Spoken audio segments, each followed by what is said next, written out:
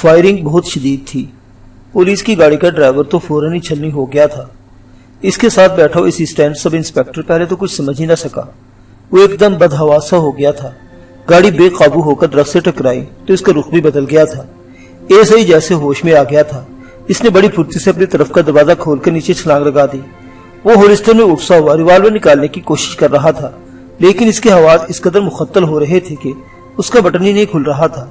ہاتھ بری طرح کانپ رہے تھے، اور اس سے پہلے کہ وہ ہولسٹر سے ریوالور نکالنے میں کامیاب ہو پاتا، ایک نقاب پوش کی رائفل سے نکلنے والے گولیوں نے اسے بھی چھلنی کر دیا۔ وہ نیچے گر کر تڑپنے لگا، اس کے زخموں سے بہنے والا خون زمین پر پھیلنے لگا۔ پولیس کی یہ گاڑی دراصل ایک موبائل وین تھی۔ حالانکہ جیل سے عدالت تک قیدیوں کو لانے کے لیے بند گاڑیاں ہوتی ہیں، لیکن اس روز عدالت میں پیش کیے جانے والے قیدیوں کی تعداد زیادہ تھی، اس لیے نائلہ درانی، ڈاکٹر احمد اور بوڑھے تانگہ بان رحمت کو عدالت لے جانے کے لیے انسپکٹر اعظم نے خاص طور پر اس موبائل وین کا انتظام کیا تھا۔ اس موبائل وین کے پچھلے حصے میں آمنے سامنے دو لمبی سیٹیں تھی۔ ایک سیٹ پر دو پولیس والے بیٹھے ہوئے تھے، انہوں نے اپنی رائفلیں گھٹنوں میں پھنسا رکھی تھی۔ سامنے والے سیٹ پر نائلہ درانی، ڈاکٹر احمد اور بوڑھا رحمت بیٹھے ہوئے تھے، ان تینوں کے ہتھکڑیاں لگی ہوئی تھی۔ فائرنگ شروع ہوتے ہی پیچھے بیٹھے ہوئے دونوں پولیس والے بھی بدحواس ہو گئے تھے، اور یہ ان کی بدحواسی ہی تھی کہ انہوں نے رائفلیں اٹھا کر گاڑی کے باہر کے رخ پر فائرنگ شروع کر دی، جس کے نتیجے میں چند گز پہلے چوراہے پر سے گزرنے والا ایک سائیکل سوار ان کی فائرنگ کی زد میں آ گیا۔ اسے دو گولیاں لگی اور وہ سائیکل سمیت سڑک پر گر کر تڑپنے لگا۔ مگر ان پولیس والوں کو زندگی نے زیادہ مہلت نہیں دی۔ انہوں نے ایک ہی کام حماقت یہ بھی کی کہ انہوں نے گاڑی سے چھلانگ لگا دی۔ اس طرح وہ حملہ آور نقاب پوشوں کی فائرنگ کی زد میں آ گئے۔ بوڑھا تانگہ بان رحمت سیٹ پر شروع سے بیٹھا ہوا تھا، اس کے ساتھ ڈاکٹر احمد تھا۔ رحمت کا بایاں اور ڈاکٹر احمد کا دایاں ہاتھ ایک ہی ہتھکڑی میں جکڑا ہوا تھا۔ سیٹ کے آخری سرے پر نائلہ درانی بھی تھی، اسے الگ ہتھکڑی لگی ہوئی تھی۔ ہتھکڑیوں کی زنجیر سامنے سیٹ پر بیٹھے ہوئے دونوں پولیس والوں کے ہاتھوں نے تھام رکھی تھی، مگر وین پر حملہ ہوتے ہی انہوں نے ہتھکڑیوں کی زنجیریں چھوڑ کر رائفلیں سنبھال لی، اور پولیس والے جیسے ہی وین سے کودے، بوڑھے رحمت نے بھی نیچے چھلانگ لگا دی۔ ڈاکٹر احمد بھی اس کے ساتھ ہی وین سے گرا تھا، لیکن اس کا ایک پیر سیٹ کے نیچے پھنس گیا تھا اور وہ وین کی پچھلی طرف الٹا لٹک گیا۔ بوڑھا رحمت ایک حملہ آور کی فائرنگ کی زد میں آ گیا، ایک گولی اس کی پھوپھی میں لگی اور اس کا بھیجا تک باہر نکال دیا۔ حملہ آور کی دوسری گولی ڈاکٹر احمد کے کندھے کی ہڈی توڑتے ہوئے نکل گئی تھی۔ نائلہ درانی سیٹ کے آخری سرے پر بیٹھی ہوئی تھی، اس نے سیٹ کے نیچے چھلانگ لگا دی اور وین کے فرش پر اوندھی ہو گئی۔ خوف کی شدت سے وہ تھر تھر کانپ رہی تھی۔ ایک حملہ آور بڑی پھرتی سے وین پر چڑھا، اس کے ہاتھ میں سب مشین گن تھی، دوسرے ہاتھ سے نائلہ درانی کا بازو پکڑا اور اسے وین سے باہر کھینچنے لگا۔ نائلہ درانی گھسیٹتی وین سے نیچے گری، وہ اس قدر خوفزدہ تھی کہ اس کی ٹانگیں تھر تھر کانپ رہی تھی۔ نقاب پوش اسے گھسیٹ اپنی کار تک لے گیا۔ ایک دوسرے نقاب پوش نے جلدی سے کار کا پچھلا دروازہ کھول دیا اور نائلہ درانی کو اندر ٹھونس دیا گیا۔ واپس چلو، ہری اب۔ وہ نقاب پوش چیخا جس نے نائلہ درانی کو پولیس وین سے نکالا تھا، وہ بھی نائلہ کے ساتھ ہی کار میں بیٹھ گیا تھا۔ ایک نقاب پوش اور بھی اس کے ساتھ آ گیا تھا، جبکہ تیسرا نقاب پوش دوسری طرف کا دروازہ کھول کر نائلہ کے ساتھ ہی بیٹھ گیا تھا۔ اس طرح نائلہ ان کے درمیان سینڈوچ بن کر رہ گئی تھی۔ چوتھا نقاب پوش پیسنجر سیٹ پر بیٹھ گیا۔ اس ساری کاروائی کے دوران ڈرائیونگ اسٹیئرنگ کے سامنے ہی بیٹھا رہا تھا۔ انجن سٹارٹ تھا، اپنے ساتھیوں کے بیٹھتے سے کار ایک زبردست جھٹکے سے آگے بڑھا دی۔ وہ بڑا خوفناک منظر تھا، بکھری ہوئی لاشوں اور زخمیوں کی چیخوں نے ماحول پر دہشت سی طاری کر دی تھی۔ صبح کا وقت تھا، ابھی دکانیں پوری طرح کھلی نہیں تھی، اور جو کھلی تھی وہ بھی پولیس وین پر فائرنگ شروع ہوتے ہی فوراً بند ہو گئی تھی۔ چوک پر سناٹا تھا، حملہ آوروں کی کار دھول اڑاتی ہوئی تیز رفتاری سے غائب ہو گئی تھی۔ اس کے تقریباً 5 منٹ بعد آہستہ آہستہ وہاں لوگ جمع ہونے لگے۔ کسی نے پولیس کو فون کر دیا۔ اس دوران جمع ہونے والے لوگوں میں سے کسی نے آگے بڑھنے کی ہمت نہیں کی، حالانکہ 2 زخمی پولیس والے ان کے سامنے تڑپ رہے تھے اور ڈاکٹر احمد وین کے پچھلے حصے پر الٹا لٹکا چیخ رہا تھا۔ اس کے زخمی کندھے سے بھی خون کی دھاریں بہ رہی تھی۔ پولیس کی پہلی گاڑی آدھے گھنٹے بعد پہنچی۔ اس پولیس پارٹی کے ساتھ ایک ایسا ہی آیا تھا۔ یہاں کا منظر دیکھ کر اس کے رونگٹے کھڑے ہو گئے، اور پھر کچھ ہی دیر بعد ایک قریبی مکان سے انسپکٹر اعظم کے گھر پر فون کر رہا تھا۔ انسپکٹر اعظم کو وہاں پہنچنے میں زیادہ دیر نہیں لگی تھی۔ ایس آئی کا فون ریسیو کرنے کے بعد وہ لیتو لال سے کام لے رہا تھا، اسے سوتے میں جگایا گیا تھا۔ اس کا خیال تھا کہ کوئی معمولی واقعہ پیش آیا ہوگا جسے ایس آئی بڑھا چڑھا کر پیش کر رہا تھا، لیکن یہاں کا منظر دیکھ کر تو اس کے حواس پر بجلی سی گری تھی۔ سب سے پہلے زخمی کانسٹیبل اور ڈاکٹر احمد کو اسپتال بھجوا دیا گیا۔ یوں تو قتل، اغوا اور ڈکیتی وغیرہ کے واقعات ہوتے ہی رہتے تھے، لیکن اس قسم کا بھیانک واقعہ رحیم یار خان کی تاریخ میں پہلی مرتبہ پیش آیا تھا۔ یہ خبر جنگل کی آگ کی طرح پورے شہر میں پھیل گئی اور لوگ سینکڑوں کی تعداد میں وہاں جمع ہونے لگے۔ یہ کوئی معمولی واقعہ نہیں تھا، پولیس کے تمام اعلیٰ افسران بھی جائے وقوع پر پہنچ گئے تھے۔ 2 گھنٹے کے اندر اندر مقامی اخبارات نے بھی زمین میں شائع کر دیے تھے۔ اس واقعے کی خبر پولیس کے حوالے ہی سے شائع ہوئی تھی، لیکن رپورٹروں نے اپنے طور پر بھی کچھ رپورٹنگ کی تھی۔ انسپیکٹر اعظم نے اعلیٰ افسران کی موجودگی میں پولیس کی نمائندگی کرتے ہوئے اخباری رپورٹروں کو بتایا تھا کہ نائلہ درانی کو چند روز قبل اپنے ایک محافظ کے قتل کے الزام میں بڑی جدوجہد کے بعد ڈرامے انداز میں کچی آبادی کے ایک مکان سے گرفتار کیا گیا تھا۔ ڈاکٹر احمد اور نائلہ درانی کو پناہ دینے والا رحمت نامی ایک بوڑھا تانگے پر گرفتار ہوا تھا اور آج ان تینوں کو ریمانڈ حاصل کرنے کے لیے سلسلے میں عدالت میں پیش کرنے کے لیے لے جایا جا رہا تھا کہ بعض نامعلوم مسلح پوشوں نے پولیس وین پر حملہ کر دیا، جس کے نتیجے میں پولیس وین کا ڈرائیور، ایک ایسائی، ایک راہگیر اور بوڑھا تانگہ بان رحمت ہلاک ہو گئے تھے، جبکہ 2 کانسٹیبل اور ڈاکٹر احمد شدید زخمی ہوئے تھے۔ انسپیکٹر اعظم کے بیان کے مطابق نائلہ درانی کو رہا کرانے کے لیے پولیس وین پر حملہ کیا گیا تھا اور حملہ آور اپنے مقصد میں کامیاب ہو گئے تھے اور وہ نائلہ درانی کو اپنی کار میں ڈال کر لے گئے تھے۔ بوڑھا رحمت اور ڈاکٹر احمد غالباً حملہ آوروں کے بارے میں جانتے تھے، اس لیے حملہ آوروں نے بھی ختم کرنے کی کوشش کی، مگر ڈاکٹر احمد بچ گیا۔ اسے زخمی حالت میں ہسپتال پہنچا دیا گیا اور اس کی حفاظت کے لیے بڑے سخت انتظامات کر دیے گئے ہیں۔ اخباری نمائندے مختلف سوالات کرتے رہتے تھے اور انسپیکٹر اعظم ان کے جوابات دیتا رہا۔ بعض اخباری نمائندوں نے پولیس کے اعلیٰ افسران سے بھی سوالات کیے، جن کے جوابات گول کر دیے گئے۔ ایک اخباری نمائندے نے سوال کیا کہ یہ ساری ہنگامہ آرائی درانی فیملی کی آپس کی چپکلش کا نتیجہ ہو سکتا ہے؟ نہیں، انسپیکٹر اعظم نے جواب دیا، چھوٹے چھوٹے تنازعات تو ہر خاندان میں ہوتے ہیں، لیکن یہ معاملہ بالکل مختلف ہے۔ نائلہ درانی نے ایک قتل کیا تھا، پرو پوش تھی اور اسے بڑی جدوجہد کے بعد گرفتار کیا گیا تھا۔ ہمیں شبہ ہی نہیں بلکہ یقین ہے کہ حملہ آور اسی کے آدمی ہوں گے جنہوں نے اس کو پولیس کے حراست سے چھڑانے کے لیے یہ کارروائی کی تھی۔ ظاہر ہے وہ روپوشی کے دوران اپنے آدمیوں سے ملتی رہی تھی۔ کیا یہ ممکن ہے کہ نائلہ کو چھڑانے کے لیے اس کارروائی کے پیچھے اس کے تایا عبد الرحمان درانی یا کزن شبیر درانی کا ہاتھ ہو؟ وہ مزید رسوائی سے بچنے کے لیے نائلہ کو پولیس کے حراست سے چھڑانا چاہتے ہوں؟ یہ سوال ایک اور اخباری نمائندے نے کیا تھا۔ نہیں، انسپیکٹر اعظم نے نفی میں سر ہلایا۔ اس میں شبہ نہیں کہ نائلہ درانی کی وجہ سے درانی فیملی کی بہت رسوائی ہوئی تھی، لیکن وہ معزز اور پڑھے لکھے لوگ ہیں، اس قسم کی کسی کارروائی کا تصور بھی نہیں کر سکتے۔ کچھ دیر پہلے شبیر درانی سے ٹیلی فون پر میری بات ہوئی ہے، وہ اس کارروائی سے بالکل لا علم ہے، بلکہ ان کا کہنا ہے کہ یہ ہے کہ وہ عدالت میں نائلہ درانی کے مقدمے کی پیروی کے لیے کل شامی سے شہر کے سب سے بڑے وکیل سے بات بھی کر چکے ہیں۔ شبیر درانی کچھ دیر یہاں پہنچنے والے ہیں، اگر آپ لوگ ان سے کچھ پوچھنا چاہتے ہیں تو مجھے کوئی اعتراض نہیں ہوگا۔ انسپیکٹر اعظم کے اس جواب سے صاف ظاہر ہو رہا تھا کہ وہ درانی فیملی کا دفاع کر رہا ہے۔ کیا عام لوگوں کو معلوم تھا کہ نائلہ درانی کو ریمانڈ کے لیے آج عدالت میں پیش کیا جانے والا ہے؟ ایک اخباری نمائندے نے سوال کیا۔ نہیں، انسپیکٹر اعظم نے جواب دیا، یہ خبر عام نہیں تھی، اس کے باوجود پولیس وین پر حملہ ہوا اور حملہ آور قتل و غارت کرتے ہوئے نائلہ درانی کو لے جانے میں کامیاب ہو گئے۔ کیا اس کا مطلب یہ نہیں کہ پولیس میں کوئی ایسا آدمی موجود ہے جس نے حملہ آوروں کو پہلے سے آگاہ کر دیا تھا؟ اس اخباری نمائندے نے کہا، جیسا کہ میں پہلے ہی بتا چکا ہوں کہ روپوشی کے دوران نائلہ درانی کے آدمی چوری چھپے سے ملتے رہے ہوں گے۔ نائلہ کی گرفتاری کے بعد وہ لوگ آرام سے تو نہیں بیٹھے ہوں گے، موقع کی طاق میں ہوں گے، اور عین ممکن ہے کہ نائلہ درانی نے کسی دن سے یہ اطلاع بھجوا دی کہ آج اسے عدالت میں پیش کرنے کے لیے لے جایا جائے گا۔ اس سے تو یہ ثابت ہو جاتا ہے کہ نائلہ درانی نے یہ پیغام پولیس کے کسی آدمی کے ذریعے بھجوایا ہوگا۔ اسی اخباری نمائندے نے انسپیکٹر اعظم پر ایک اور حملہ کیا۔ دیکھیے، انسپیکٹر اعظم نے ہاتھ اٹھاتے بڑے تحمل سے کہا، پولیس میں سب لوگ فرشتے نہیں ہیں، ہو سکتا ہے کوئی لالچ میں آ گیا ہو۔ بہرحال اس سلسلے میں بھی تحقیق ضرور کی جائے گی۔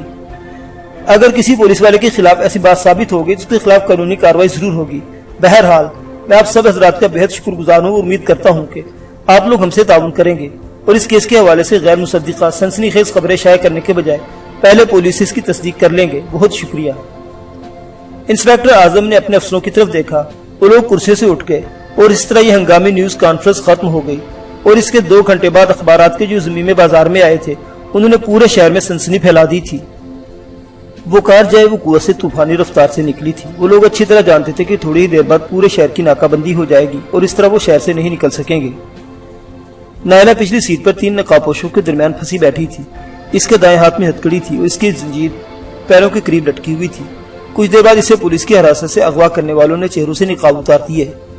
نائلہ درانی اب بھی بے حد خوفزدہ تھی، اس کی رنگت پیلی ہو رہی تھی۔ وہ نہیں سمجھ پا رہی تھی کہ یہ لوگ کون تھے اور انہوں نے اس قدر خوریزی کر کے اسے پولیس کی حراست سے کیوں چھڑایا تھا۔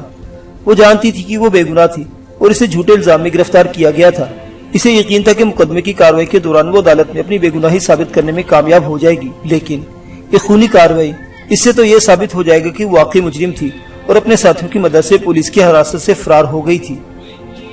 وہ باری باری ان کے چہرے دیکھنے لگی۔ صرف ایک چہرہ ایسا تھا جو کچھ جانا پہچانا سا لگ رہا تھا، لیکن اسے یاد نہیں آ رہا تھا کہ شخص کو اس نے کب اور کہاں دیکھا تھا۔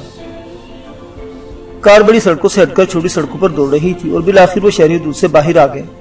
शहरी दूर से तकरीबन 2 मील आगे कार एक ईंटों के भट्टे के करीब रुक गई। वहां स्यारा की पहले ही कार खड़ी हुई थी। इस स्याह कार में 3 आदमी बैठे हुए थे, एक ड्राइविंग सीट पर और 2 पीछे, और दोनों नायला वाली कार रुकते ही अपनी कार से उतर आए। नायला के साथ बैठे हुए आदमी दरवाजा खोलकर उतर आए। नायला बीबी, उनमें से एक ने कहा, आप इस कार में बैठ जाइए। मगर तुम लोग कौन हो? मुझे इस तरह पुलिस की हिरासत से अगवा क्यों किया गया है? नायला दुरानी ने पूछा। ये इन बातों का वक्त नहीं है, ना ही हम किसी ऐसे सवाल का जवाब दे सकते हैं, लेकिन प्लीज आप जल्दी कीजिए, हमारे पास ज्यादा वक्त नहीं है।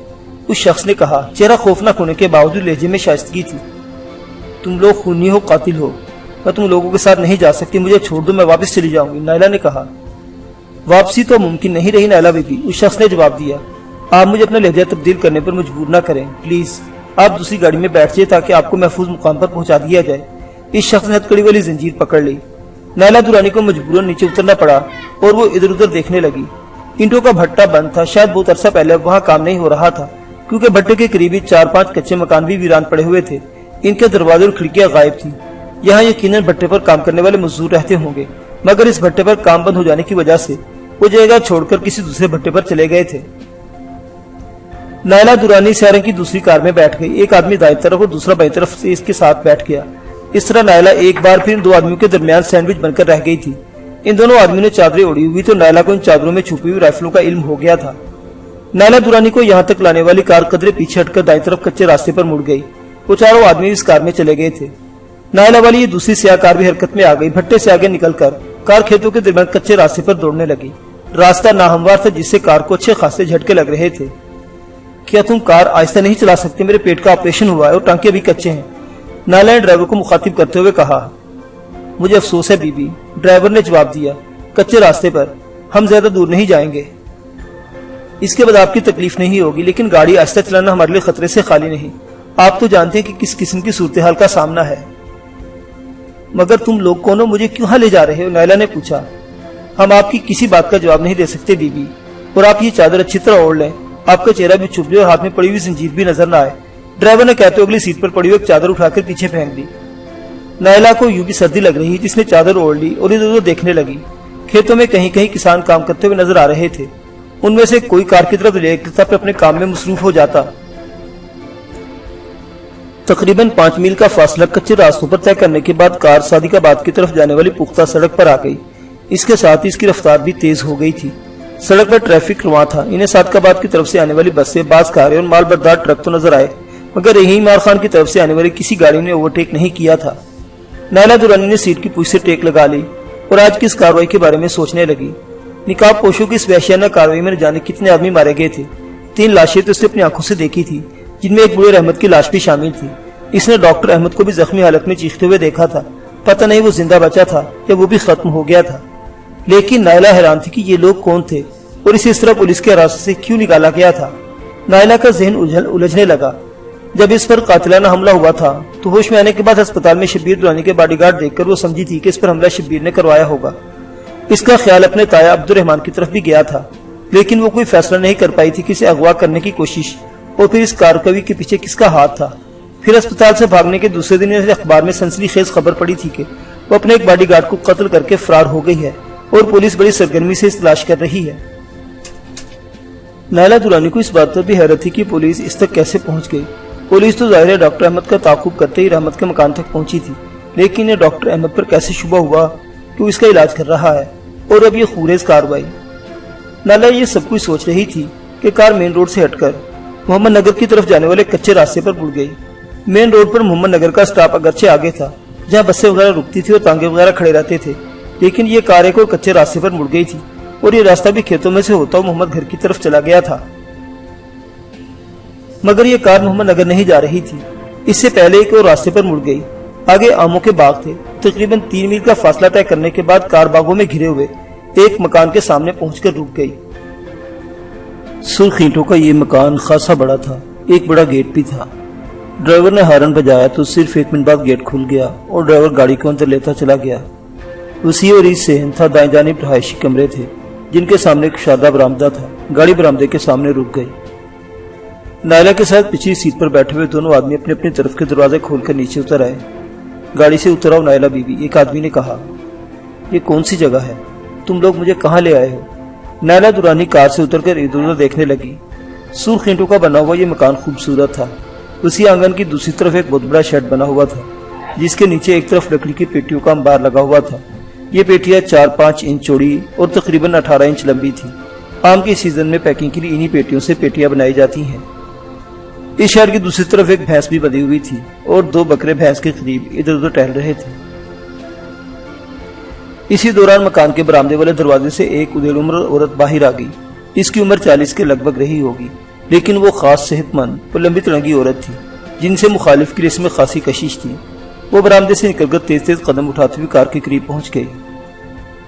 یہ تمہاری مہمان ہے مرادو، نائلہ کے ساتھ آنے والے ایک گن مین نے کہا۔ چند روز یہیں رہے گی، لیکن اسے کوئی تکلیف نہیں ہونی چاہیے۔ اوے بخشو، اس شخص نے گیٹ کی طرف رک کر کے پکارا۔ جس شخص نے گیٹ کھولا تھا وہ تیز تیز قدم اٹھاتے ہوئے قریب پہنچ گیا۔ چھینی اور ہتھوڑا لے کر آ جا، یہ زنجیر کاٹنی ہے۔ گن مین نے نائلہ کے ہاتھ کی طرف اشارہ کیا۔ سارے اوزار شیڈ میں پڑے ہیں، بی بی کو وہیں لے چلیں، بخشو نے جواب دیا۔ وہ نائلہ کو شیڈ میں اسی جگہ لے آیا جہاں لکڑی کے پیٹیوں کا انبار لگا ہوا تھا۔ وہاں لکڑی کا ایک صندوق بھی رکھا ہوا تھا جس میں مختلف قسم کے اوزار بھرے ہوئے تھے۔ اس نے چھینی ہتھوڑا نکال لیا اور پھر نائلہ کی ہتھکڑی کاٹی جانے لگی۔ ہتھوڑے کی ہر ضرب کے ساتھ نائلہ کی کلائی کو بھی زبردست جھٹکے لگ رہے تھے۔ ایک مرتبہ تو اس کے منہ سے ہلکی سی سکاری بھی نکل گئی۔ بالآخر چند ضربوں کے بعد ہتھکڑی ٹوٹ گئی۔ نائلہ دوسرے ہاتھ سے کلائی سے ہلانے لگی۔ ہتھکڑی کاٹے جانے سے اسے خوشی ہونی چاہیے تھی، لیکن اس کا ذہن مزید الجھ گیا تھا۔ پولیس کی حراست سے فرار کے بعد اس پر قتل کا الزام عائد گویا کنفرم ہو گیا تھا، اور اب اس کارروائی میں جو 3 آدمی مارے گئے تھے وہ بھی نائلہ ہی کے کھاتے میں آ گئے تھے۔ اس ہتھکڑی کو گھڑا کھود کر دفن کر دو تاکہ کسی کی نظروں میں نہ آ سکے، گن مین نے بخشو کو مخاطب کرتے ہوئے کہا۔ اچھا جی، بخشو نے کہتے ہوئے ہتھکڑی اٹھا لی۔ زنجیر بھی اس کے ساتھ ہی تھی۔ پھر اس نے ایک پھاوڑا اٹھایا اور حویلی سے باہر نکل گیا۔ آؤ نائلہ بی بی، گن مین نے نائلہ کو اشارہ کیا۔ نائلہ خاموشی سے اس کے ساتھ چل پڑی۔ ان لوگوں سے اب کوئی سوال پوچھنا بیکار تھا۔ ظاہر ہے یہ کارروائی کسی اور کے اشارے پر کی گئی تھی اور یہ لوگ کسی سوال کا جواب نہیں دیں گے۔ مرادو، گن مین نے برآمدے میں کھڑی عورت کو مخاطب کرتے ہوئے کہا، سب سے پہلے نائلہ بی بی کے ناشتہ تیار کرو اور پھر ان کے لیے کمرہ صاف کر دو۔ یہ چند روز تک یہی رہیں گی۔ انہیں کھانے پینے یا کسی دوسرے معاملے میں کوئی تکلیف نہیں ہونی چاہیے، ورنہ جانتے ہو کہ مالک تمہاری خیال ادھیڑ دے گا۔ مجھے پتا ہے، تم نصیحتیں مت کرو، مرادو نے تنک کر جواب دیا۔ بہت زبان چلانے لگی ہو، لگتا ہے تمہارا بندوبست بھی مجھے ہی کرنا پڑے گا۔ گن مین نے اسے گھورا۔ ارے جا، مرادو نے ترکی بہ ترکی جواب دیا۔ بڑا ہے میرا بندوبست کرنے والا، چل بی بی تو اندر چل۔ مرادو نے آخری الفاظ نائلہ سے مخاطب ہو کر کہے تھے۔ میں جا رہا ہوں، بابر یہیں رہے گا اور تم اپنے حواس قائم رکھنا۔ گن مین نے مرادو کو گھورتا ہوا کار کی طرف بڑھ گیا۔ دوسرا گن مین یہیں رہ گیا تھا جبکہ وہ آدمی ڈرائیور کے ساتھ گاڑی میں بیٹھ کر چلا گیا۔ نائلہ درانی مرادو کے ساتھ دروازے سے اندر آ گئی۔ یہ راہداری تھی جس کے اختتام پر دائیں بائیں 2 اور راہداریاں تھیں۔ ہر راہداری میں آمنے سامنے 2 کمرے تھے۔ مرادو اسے کونے والے کمرے میں لے آئی۔ کمرہ صاف ستھرا تھا، ایک طرف مسہری بچھی ہوئی تھی جس پر بستر بھی بچھا ہوا تھا۔ مرادو نے بستر کی جھاڑ پھونچ کر دی اور تکیہ درست کر کے رکھ دیا۔ اب تک کی ساری کارروائی اور کچے راستوں پر سفر کے دوران کار میں جھٹکے لگنے سے نائلہ کو اپنے پیٹ کے زخم میں تکلیف سی محسوس ہونے لگی تھی۔ وہ فوراً ہی بستر پر لیٹ گئی۔ تم یہاں بیٹھو، میں تمہارے لیے ناشتہ بنا کر لاتی ہوں۔ تم شہری لوگ تو ڈبل روٹی کھاتے ہو جو یہاں نہیں ملے گی، میں تمہارے لیے پراٹھا بنا کر لاتی ہوں۔ تم میرے لیے صرف چائے بنا کر لاؤ، میں کھاؤں گی کچھ نہیں، نائلہ نے جواب دیا۔ بابر تو کچھ ٹھونسے گا، وہ بھوکا تو نہیں رہے گا، مرادو کہتے ہوئے باہر نکل گئی۔ کمرے سے نکلتے ہوئے اس نے دروازہ بھیڑ دیا تھا۔ مرادو کے جاتے ہی نائلہ نے قمیض اٹھا کر پیٹ کا زخم دیکھا۔ خیریت ہی گزری تھی کہ کار کے جھٹکوں سے زخم کو کوئی نقصان نہیں پہنچا تھا، البتہ ہلکا ہلکا درد ہو رہا تھا۔ قمیض درست کر کے وہ کمرے کا جائزہ لینے لگی۔ کمرے کی کھڑکی اکبی سمت میں کھلتی تھی جہاں آموں کے باغ اور اس پرے کھیتوں کا منظر دکھائی دیتا تھا۔ کھڑکی میں لوہے کی موٹی موٹی سلاخیں بھی لگی ہوئی تھی، اوپر ایک روشن دان بھی تھا۔ اس میں اگرچہ لوہے کی سلاخیں نہیں تھی مگر روشن دان اتنا چھوٹا تھا کہ اس سے نکلنے کا تصور بھی نہیں کیا جا سکتا تھا۔ نائلہ درانی کو یہ سمجھنے میں دیر نہیں لگی کہ یہاں اس کی حیثیت ایک قیدی کسی ہوگی۔ اس کی نگرانی کے لیے گن مین یہاں رہ گیا تھا۔ ویسے مرادو نامی وہ عورت بھی بڑی خراٹ لگ رہی تھی۔ مرادو کی عمر 40 کے لگ بھگ تو ضرور رہی ہوگی، جبکہ بخشو نامی آدمی 50 سے اوپر ہی کا لگتا تھا۔ اس کے سر کے بال سفید اور گال نارنگی کی طرح پچکے ہوئے تھے۔ وہ غالباً مرادو کا شوہر تھا۔ تقریباً 40 منٹ بعد مرادو چائے لے کر آ گئی۔ نائلہ اٹھ کر بستر پر بیٹھ گئی اور چائے کا کپ اس کے ہاتھ سے لے لیا۔ مرادو بھی اس کے سامنے ایک بوڑھے پر بیٹھ گئی۔ تمہارا نام مرادو ہے اور بخشو غالباً تمہارا گھر والا ہے۔ نائلہ نے چائے کی چسکی لیتے ہوئے سوالے نظروں سے اس کی طرف دیکھا۔ جی بی بی جی، مرادو نے گہری سانس لیتے ہوئے جواب دیا۔ وہ نامراد میرا گھر والا ہی ہے، قسمتی خراب تھی جس کے پلے بند گئی اور آج تک پچھتا رہی ہوں۔ تمہارے بچے کہاں ہیں؟ کتنے بچے ہیں؟ نائلہ نے پوچھا۔ بے اولاد ہوں بی بی، مرادو نے جواب دیا۔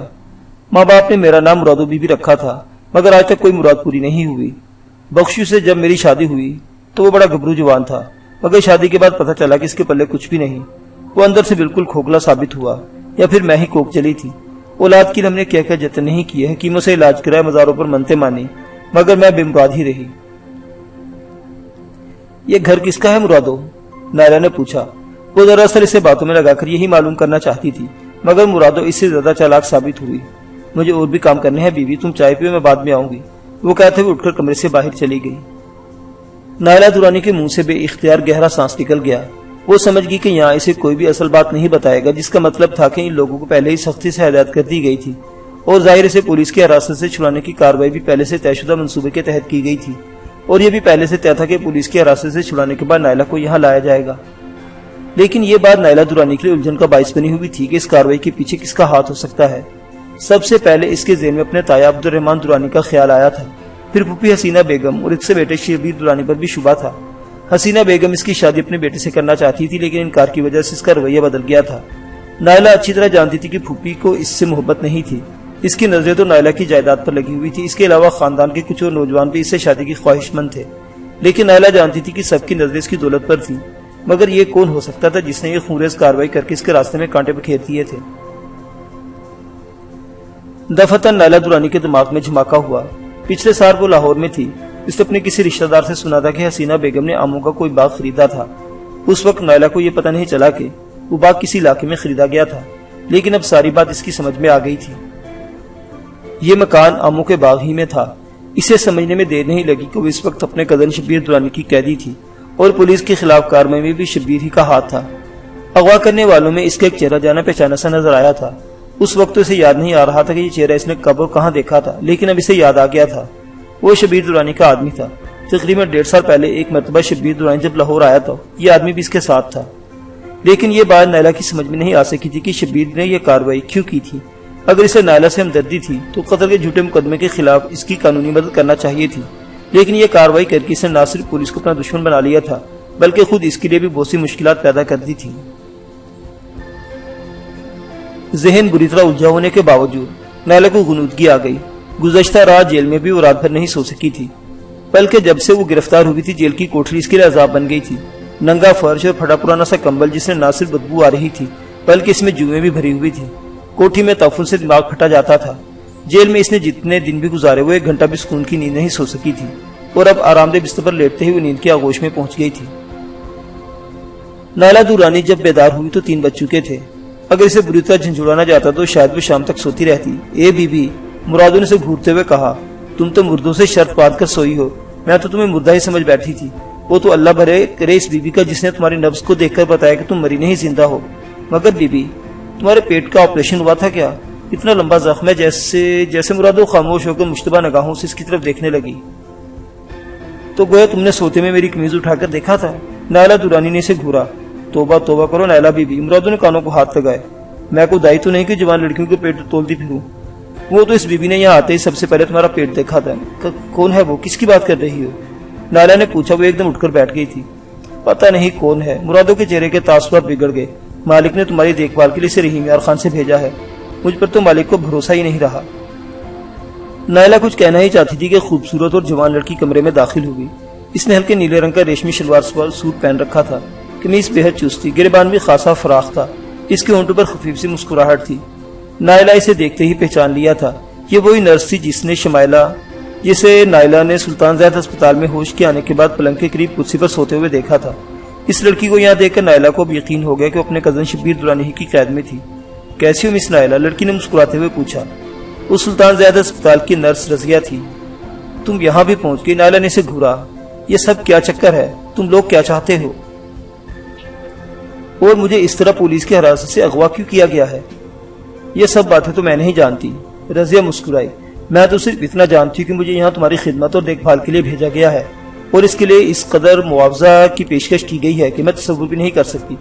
لیکن ایک بات ذہن میں رکھنا مس نائلہ، ہسپتال کے پرائیویٹ روم سے تو تم دوسروں کی آنکھوں میں دھول جھونک کر بھاگ نکلنے میں کامیاب ہو گئی تھی، مگر یہاں اب ایسا نہیں ہوگا۔ تم شبیر کی زر خرید ہو، نائلہ بولی۔ تم سے کسی ہمدردی کی توقع نہیں کی جا سکتی، لیکن شبیر چاہتا کیا ہے یہ تو مجھے نہیں معلوم، مس نائلہ رضیہ مسکرائی۔ میں ہمیشہ اپنے کام سے کام رکھتی ہوں، کوئی دوسرا کیا کر رہا ہے اس سے مجھے کوئی غرض نہیں ہوتی۔ شبیر درانی تم سے کیا چاہتا ہے تم اس سے ہی پوچھ لینا، کہاں ہے وہ؟ میں ابھی اور اسی وقت اس سے ملنا چاہتی ہوں، نائلہ نے کہا۔ ناممکن، رضیہ نے جواب دیا، شبیر درانی یہاں نہیں ہے، وہ چند روز بعد یہاں آئے گا۔ مجھے اس لیے یہاں بھیجا گیا کہ اس دوران تمہاری دیکھ بھال کرتی رہوں۔ ویسے تم خوش قسمت ہو، تم جس اسپتال سے بھاگی مجھے یقین تھا کہ شہر کی کسی سڑک پر تمہاری لاش ہی پڑی ہوئی ملے گی۔ تمہاری کنڈیشن تو ایسی تھی کہ ڈاکٹر کئی روز تک تمہیں بیڈ سے ہلنے کی اجازت نہیں دے سکتا تھا۔ میرا خیال ہے کہ معجزہ کسی ایسی ہی بات کو کہا جاتا ہے۔ یہ تمہاری خوش قسمتی تھی کہ وہ بوڑھا تانگے والا تمہیں اٹھا کر اپنے گھر لے گیا، اور پھر ڈاکٹر احمد جیسے قابل اور ماہر ڈاکٹر سے تمہارا رابطہ ہو گیا جس نے تمہیں موت کے منہ میں جانے سے بچا لیا۔ لیکن وہ دونوں بیچارے، کیا ہوا ڈاکٹر احمد کو کیا ہوا؟ نائلہ اچھل پڑی۔ بوڑھے رحمت کی لاش تو اس نے اپنی آنکھوں سے دیکھ لی تھی، اور ڈاکٹر احمد زخمی ہوا تھا، کیا وہ بھی؟ ہاں، رضیہ نے جواب دیا۔ ہسپتال پہنچنے کے 1 گھنٹے بعد ختم ہو گیا۔ وہ پولیس کے لیے بہت اہمیت رکھتا تھا۔ ڈاکٹر نے اسے بچانے کی بہت کوشش کی تھی، مگر گولی کندھے کی ہڈی توڑتی ہوئی پسلیوں میں پھنس گئی تھی۔ بہت سا خون ضائع ہو گیا تھا، ڈاکٹر اسے بچانے میں کامیاب نہیں ہو سکے۔ یہ بہت برا ہوا، نائلہ بڑبڑائی۔ وہ دونوں بہت عظیم تھے، انہوں نے اپنی جان میں خطرے میں ڈال کر سچائی کا ساتھ دیا تھا، اور انہیں اتنی بھیانک سزا ملی میں سوچ بھی نہیں سکتی تھی۔ بہرحال اب انہیں بھول جا، وہ قصہ پارینہ بن چکے ہیں، رضیہ بولی۔ کتنی بے رحم ہو تم، نائلہ نے اسے گھورا۔ تم ایک نرس ہو، اور نرس کا دل بڑا نرم ہوتا ہے، مگر لگتا ہے تم نے نرسنگ نہیں کی، بے رحمی کی تربیت لیے بڑی سنگ دل ہو تم۔ ہمدردی، رحم دلی، دکھی انسانیت کی خدمت۔ رضیہ استہزائی انداز میں مسکرائی۔ یہ سب افسانی باتیں ہیں مس نائلہ۔ آج تو ہر شخص دولت اور صرف دولت کمانے کے چکر میں ہے۔ ڈاکٹروں کو فرشتہ سمجھا جاتا ہے، مسیحا کہا جاتا تھا، اتنا نہیں۔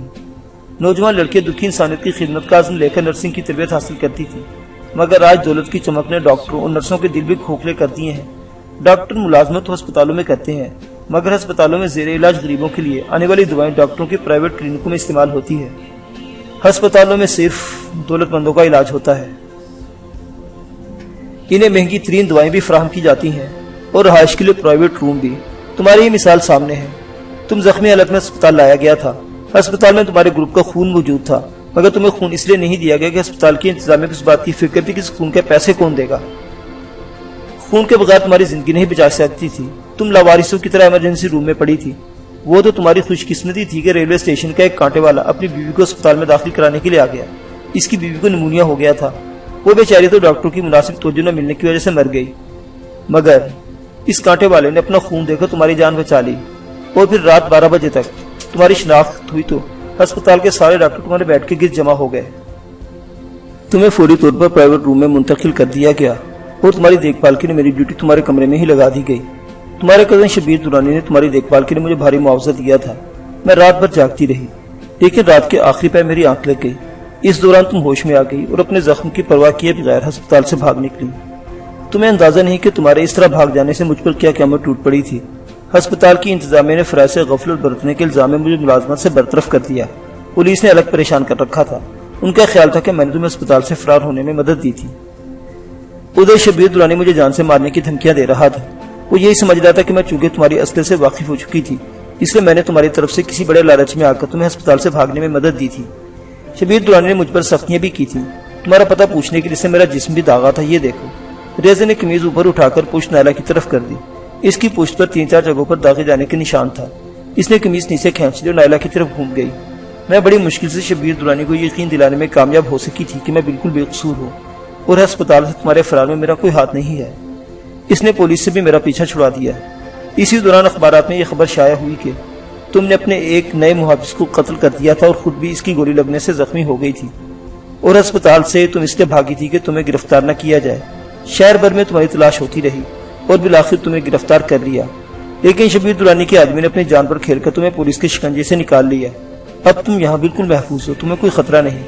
مجھے یہاں اس لیے بھیجا گیا کہ تمہارے خیال رکھوں، اس ساری بھاگ دوڑ میں تمہارا زخم نہ بگڑ جائے۔ لیکن ایک بات کا خیال رکھنا نائلہ، یہاں سے بھاگنے کی کوشش مت کرنا۔ پہلی بات تو یہ ہے کہ ہمارے یہاں تمہاری کڑی نگرانی کی جا رہی ہے۔ گن مین بابر کے علاوہ یہ مرادو اور اس کا شوہر بخشو بھی بہت خطرناک ہیں۔ تم تو انہیں اچھی طرح جانتی ہو کہ مزارے اپنے مالکوں کے لیے اپنی جانیں تک قربان کر دیتے ہیں۔ وہ زندگی بھر ان کے اشاروں پر ناچتے رہتے ہیں اور انہی کے اشاروں پر اپنی جانیں دے دیتے ہیں۔ اور دوسری بات یہ کہ پولیس بڑی سرگرمی سے تمہاری تلاش میں مصروف ہے۔ پورے ضلع کی پولیس کو الرٹ کر دیا گیا ہے۔ بلی کا بچہ بھی پولیس کی نظروں میں آئے بغیر ضلع کی حدود سے باہر نہیں جا سکتا۔ تم پر کم از کم 6 آدمیوں کے قتل کا الزام ہے۔ اگر تم کسی طرح شبیر درانی کے آدمیوں کو دھوکہ دے کر اس مکان سے بھاگ نکلنے میں کامیاب ہو بھی گئی تو پولیس کے ہاتھ لگ جاؤ گی، اور تم جانتی ہو کہ پولیس تمہارا کیا حشر کرے گی۔ اگر تمہیں میری باتوں کا یقین نہیں آ رہا تو میں تمہیں اخبارات کے 2 ضمیمے لا کر دکھاتی ہوں جو تمہارے بارے میں شائع ہوئے ہیں۔ رضیہ باہر چلی گئی۔ نیلا درانی کمرے میں اکیلی رہ گئی۔ وہ سوچ رہی تھی کہ رضیہ نے جو کچھ بتایا اس میں کتنا فیصد سچ ہے، کتنا مبالغہ۔ مرادو تو اس وقت کمرے سے چلی گئی تھی جب رضیہ آئی تھی، اور اب نیلا کو تنہائی میں کچھ سوچنے کا موقع مل گیا تھا، مگر رضیہ کی باتوں سے اس کا ذہن بری طرح الجھ کر رہ گیا تھا اور کوئی ڈھنگ کی بات اس کے ذہن میں نہیں آ رہی تھی۔ تقریباً 5 منٹ بعد رضیہ دوبارہ کمرے میں داخل ہوئی تو اس نے اخبارات کا پلندہ اٹھا رکھا تھا۔ لو یہ اخبارات دیکھ لو، تو میری باتوں کا یقین آ جائے گا۔ رضیہ نے اخبارات کا پلندہ اس کے سامنے پلنگ پر پھینک دیا۔ نیلا درانی ایک ایک اخبار اٹھا کر دیکھنے لگی۔ رضیہ نے غلط نہیں کہا تھا۔ تمام اخبارات پولیس وین پر حملے کے خلاف اسی کارروائی کی تفصیلات سے بھرے ہوئے تھے۔ تمام اخباروں نے نیلا درانی، ڈاکٹر احمد، تانگا بان رحمت اور ہلاک و زخمی ہونے والے پولیس والوں کی تصویریں بھی شائع کی تھی۔ ایک اخبار میں تو نیلا درانی کی تصویر کے نیچے بڑا سنسنی خیز کیپشن لگایا تھا، صدی کی خوفناک ترین قاتلہ پاکستانی پھولن دیوی۔ اخباروں کی یہ خبریں پڑھ پڑھ کر نیلا کا دماغ چکرا گیا تھا۔ آخر شبیر درانی نے یہ سب کیوں کیا؟ اسے کیا ضرورت تھی حرکت کرنے کی؟ نیلا چیخی۔ اس سلسلے میں شبیر درانی ہی بتا سکتا ہے، رضیہ نے جواب دیا۔ وہ کب آئے گا؟ نیلا نے پوچھا۔ کم از کم 1 ہفتے بعد، رضیہ نے جواب دیا۔ اس وقت اس کا رحیم یار خان میں رہنا بے حد ضروری ہے۔ اگر وہ شہر سے باہر گیا تو اس پر بھی شبہ کیا جا سکتا ہے، لیکن تمہیں پریشان ہونے کی ضرورت نہیں۔ اتنے دن یہاں آرام کرو، کھاؤ پیو اور خوب عیش کرو۔ تمہیں پوری حویلی میں گھومنے پھرنے کی آزادی ہے، لیکن حویلی سے باہر نہیں نکل سکو گی۔ رضیہ کی باتوں سے نیلا نے اندازہ لگایا تھا کہ وہ بہت مختصر سے عرصہ میں شبیر درانی کے بہت قریب پہنچ چکی تھی۔ وہ حسین اور بھرپور جوان تھی۔ شبیر عیاش آدمی تھا، اس جیسی لڑکیاں اس کی دسترس سے نہیں بچ سکتی تھی۔ رضیہ ویسے بھی لالچی تھی۔ اے ممکن تھا کہ کچھ حاصل کرنے کے لیے وہ اخلاقیات اور شرافت کی تمام حدود بھی پھلانگ چکی ہو۔ اسی دوران مرادو ایک ٹرے میں کھانا لے آئی۔ اس نے مرغی پکائی تھی۔ ٹرے اس نے پلنگ کے سامنے میز پر رکھ دی۔ میں کھانے کے وقت تمہیں جگانے کی کوشش کرتی رہی، مگر تم بہت گہری نیند میں تھی۔ اب دوبارہ کھانا گرم کر کے لائی ہوں، کھا لو، مرادو نے کہا۔ مجھے بھوک نہیں، کھانا واپس لے جاؤ، نیلا نے کہا۔ کیوں اپنی جان سے دشمنی کر رہی ہو؟ رضیہ نے کہا۔ مجھے پتا چلا ہے کہ صبح بھی تم صرف چائے کا کپ پیا تھا اور اب 3:30 بج رہے ہیں۔ کھانا نہیں کھاؤ گی تو زندہ کیسے رہو گی؟ چلو شروع ہو جاؤ، میں بھی تمہارا ساتھ دوں گی۔ نیلا کچھ دیر تک خاموش بیٹھی، کھانے کی ٹرے کو گھورتی رہی، پھر پلنگ پر پیر لٹکا کر بیٹھ گئی اور کھانے کی طرف ہاتھ بڑھا دیا۔ رضیہ نے ٹھیک ہی کہا تھا کہ کھانے سے انکار کر کے وہ اپنے آپ سے دشمنی نہیں کر سکتی تھی۔ رضیہ بھی کھانے میں اس کے ساتھ شامل ہو گئی۔ کھانے کے بعد وہ دونوں برآمدے میں آ کر مونڈوں پر بیٹھ گئی۔ بخشو شیڈ کے نیچے بھینس کو گتاوا بنا رہا تھا اور مرغیاں آس پاس دانہ دن کا چگتی رہی۔ نیلا کو یہ سب کچھ عجیب سا لگ رہا تھا۔ کل مرگ والی اپنی حویلی میں بھی یہ سب کچھ ہوتے دیکھتی تھی، لیکن آج اسے کچھ عجیب سا لگ رہا تھا۔ گن مین بابر 2 مرتبہ حویلی میں آیا اور باہر گیا تھا۔ اس نے چادر اوڑھ رکھی تھی اور چادر کے اندر چھپی ہوئی رائفل صاف نظر آ رہی تھی۔ مرادو نے سورج غروب ہونے سے پہلے ہی 4-5 لالٹینیں جلا دی تھی۔ ایک لالٹین بھینس والے شیڈ میں رکھ دی گئی، ایک برآمدے میں اور باقی مختلف کمروں میں رکھ دی گئی تھی۔ سورج غروب ہونے کے بعد سردی میں اضافہ ہو گیا تھا۔ نیلا اور رضیہ برآمدے سے اٹھ کر کمروں میں آ گئی۔ اس دوران مرادو نے نیلا کی بستر کی چادر وغیرہ تبدیل کر دی تھی اور ایک صاف ستھرا لحاف بھی رکھ دیا تھا۔ ان انتظامات سے نیلا کو یہ سمجھنے میں دیر نہیں لگی کہ شبیر درانی اکثر یہاں آتا رہتا ہے۔ اس کے شہر والے مکان کے بارے میں تو وہ جانتی تھی، لیکن اب اسے اندازہ ہو گیا تھا اس مکان کو بھی وہ اپنی عیاشی کے لیے ہی استعمال کرتا تھا۔